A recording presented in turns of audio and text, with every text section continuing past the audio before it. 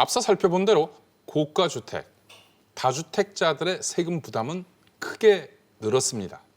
이를 두고 일부에서는 세금 폭탄 이렇게 이야기하고 있습니다. 또 다른 쪽에서는 가짜 뉴스 이렇게 이야기하고 있습니다. 먼저 종부세, 재산세 등 보유세의 기준이 되는 공시가격이 과거에 비해 얼마나 올랐는지 분석합니다. 오수영 기자, 이번 공시가격 인상률 과거와 비교할 때 얼마나 높아진 건가요? 네, 공시가격의 인상률이 지난 2007년, 그러니까 참여정부 때 큰 폭으로 올랐던 적이 있습니다. 네. 22.7%가 올랐었는데요. 그러니까 올해 상승률은 14년 만에 최대 상승률인 겁니다. 최근 공동주택 공시가격의 상승률은 지난 2017년 4.44%에서 2018년에는 5.02%로 또 2019년에는 5.23%가 올랐었고 지난해에는 5.98%가 올랐었습니다. 이렇게 완만한 상승 곡선을 그려왔는데요.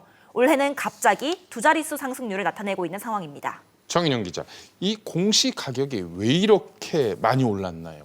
상승 요인 분석해 주시죠. 네, 일단 정부가 이 시세 대비 공시가격 비율, 현실화율을 높이고 있기 때문인데요. 2030년까지 현실화율을 90%로 끌어올릴 예정입니다. 여기에 더해 가장 큰 요인인 지난해 아파트 가격이 많이 올랐기 때문입니다. 국토부는 올해 현실화율을 1.2%포인트만 올렸다면서 아파트 등 공동주택 시세가 지난해 워낙 많이 올라 공시가격도 그만큼 올랐다고 설명했습니다. 네. 여기에 종부세율 자체까지 올라서 세 부담을 호소하는 주택 소유자들이 나오고 있는 겁니다. 오 기자, 급격한 세 부담에 세금 폭탄 이런 표현이 나오고 있죠? 네, 그렇습니다. 세부담이 절대적으로 높은 다주택자뿐만 아니라 수입이 적어서 상대적으로 세부담이 큰 1주택자도 세금 폭탄론에 동참을 하고 있습니다. 근로소득 없이 연금으로 생활을 하고 있는 은퇴자나 새로이 종부세 납부 대상으로 편입된 1주택자들인데요. 이들은 미실현 이익에 대한 세금 부과에 대해서 특히 반감을 보이고 있습니다. 일부에서는 코로나19의 대응으로 부족해진 나라 곳간을 중산층 이상에 대한 부자 증세로 메우는 거 아니냐 이런 비판도 하고 있습니다.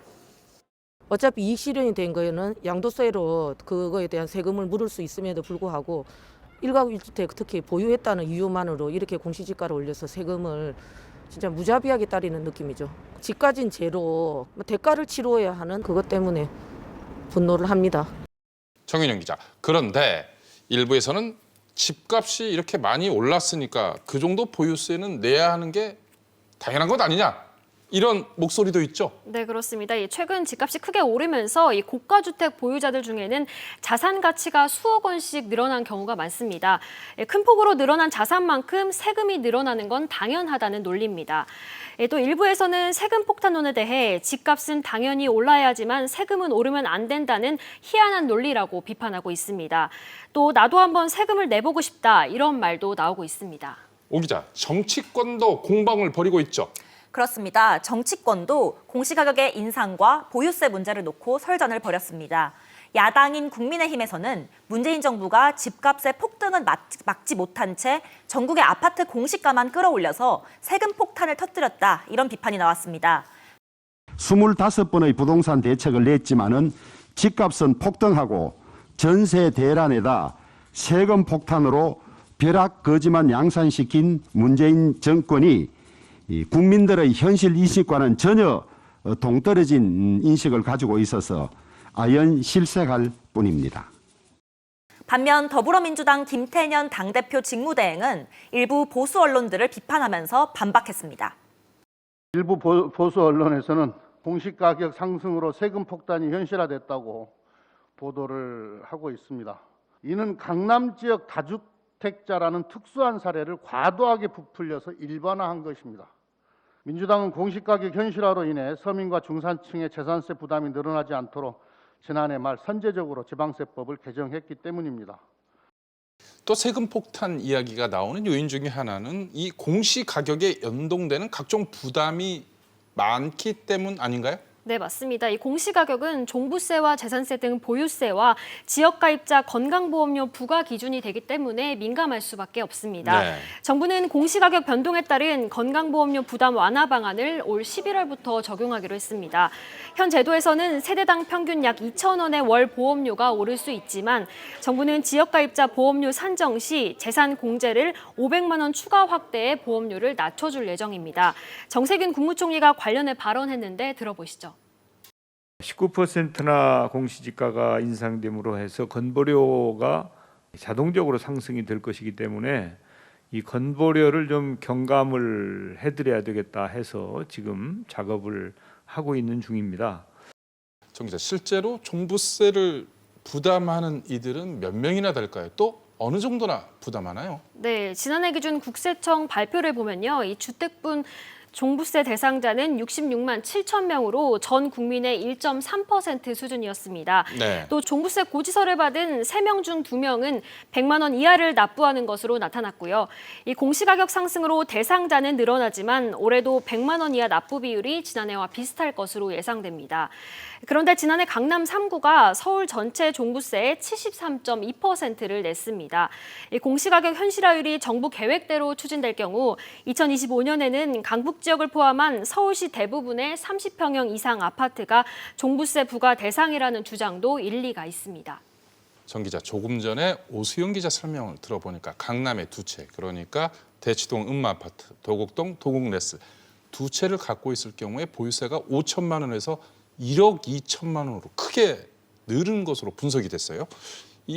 그러니까 일부에서는 세금 폭탄 이야기가 상당히 설득력을 얻고 있는 거죠. 네, 맞습니다. 그러면 실제로 보유세를 1억 원 넘게 내야 하는 다주택자들 숫자가 얼마나 될까요? 네, 정확한 숫자는 파악되지 않습니다. 다만 간접적으로 추산할 수 있는 통계가 나왔는데요.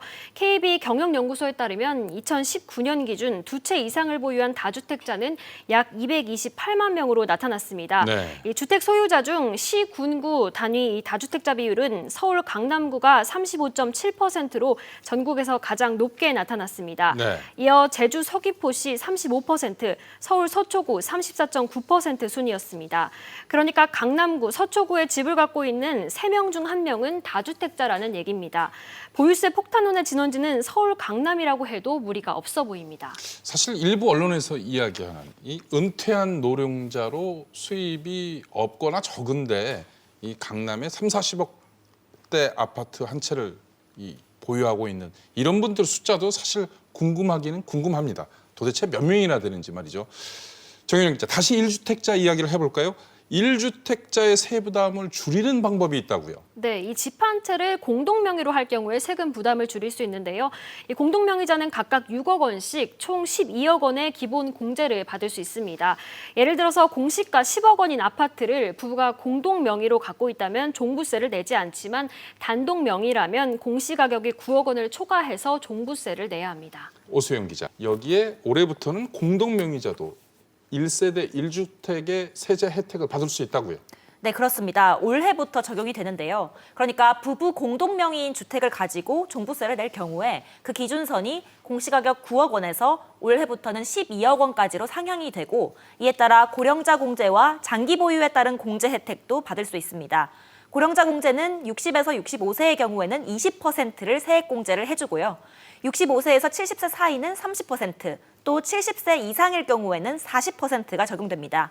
여기에 5년 이상 집을 가지고 있었던 장기 보유자에게는 20%, 또 15년 이상 갖고 있었을 경우에는 최대 50%의 공제 혜택을 주어지는데요. 장기 보유와 고령자 공제를 중복해서 적용받을 경우에는 최대 80%까지 종부세를 공제받을 수 있습니다. 소유는 공동 명의를 유지하되 종부세의 신고와 계산만 단독 명의 방식으로 선택할 수도 있습니다.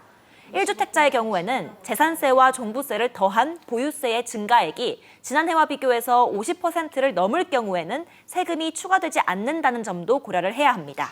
정인영 기자, 1주택자에 대한 혜택 좀 더 구체적으로 설명해 주시죠. 네, 올해부터 2023년까지 공시가격 6억 원 이하 1주택자에 대한 재산세율을 0.05%포인트 인하하는데요. 이에 따라 전체의 92%를 차지하는 이 6억 원 이하 주택 소유자의 세부담은 오히려 지난해보다 줄어든다는 것이 정부의 설명입니다. 예를 들어 올해 공시가격이 6억 원, 이 시세로 따지면 8억 6천만 원인 아파트에 이 세율을 적용하면 보유세가 지난해 101만 7천 원에서 올해 93만 4천 원으로 8.2% 내려갑니다. 실제로 줄어드는 금액은 6억 이하일 때를 생각하면 몇만 원 정도 수준, 뭐 많아봐야 이제 10만 원대 초반 정도가 감면되는 수준이거든요. 큰 의미가 없다고 할 수 있겠지만 최근에 공시가격이 빠른 속도로 올라가고 있는 부분에 대해서는 일정 부분 완화하는 효과는 분명히 있어 보이긴 합니다.